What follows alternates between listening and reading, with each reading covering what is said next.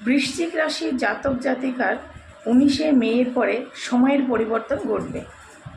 এই পরিবর্তন হঠাৎ করে বাইরে থেকে না এলেও ভেতর থেকে পরিবর্তন করবে।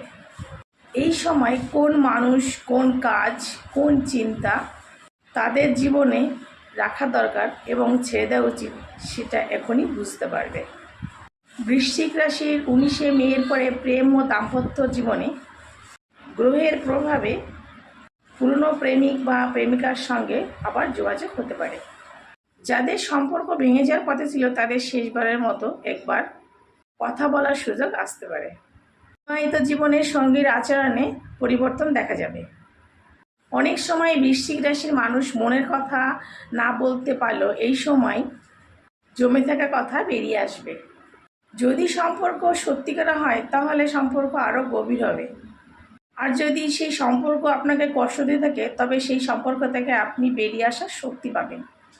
কর্মজীবন বা চাকরির ক্ষেত্রে বৃশ্চিক রাশির 19শে মের পরে ধীরে ধীরে পরিবর্তন শুরু হবে। প্রথমে মনে হবে কিছুই হচ্ছে না, কিন্তু ভেতরে ভেতরে পরিস্থিতি বদলাতে থাকবে। চাকরি নিয়ে চিন্তা ছিল তারা নতুন সুযোগ পেতে পারে। ব্যবসায় পুরনো টাকা আটকে থাকা ফেরত পাওয়ার সুযোগ আছে। তবে এই সময় পুরোপুরি কাউকে বিশ্বাস না করাই ভালো, কারণ আপনার কাজ বা পরিকল্পনা নিয়ে কেউ হিংসা করতে পারে। যারা নতুন ব্যবসা শুরু করতে চাচ্ছেন তাদের এই মাসের শেষ বা জুনের প্রথম দিকে ভালো সময় হতে পারে। বৃশ্চিক রাশির জন্য এই সময় হঠাৎ লাভ বা হঠাৎ খরচ দুটোই দেখা যাচ্ছে।